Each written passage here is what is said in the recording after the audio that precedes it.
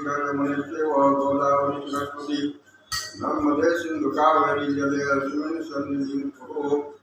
ओम मालिक्यानि सुगन्धिनि रघुमया कृतानि च पूज्यार्थ जयतां कमलापते लक्ष्मी गणेशाय नमः।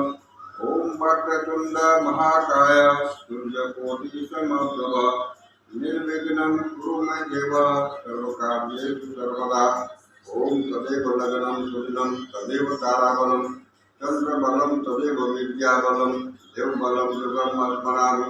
लाभस्तेषां जयस्तेषां कुतस्तेषां पराजयः ऐषामिन्द्रिवरस्यामोहृदयसो जनार्दन सर्वेष्वारम्भकार्येषु प्रियश्री भुवनेश्वरः देवादिसन्तु न सिद्धिः ब्रह्मेशान जनार्दन।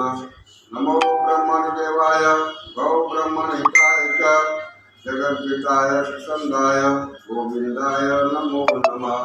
ओम पापवं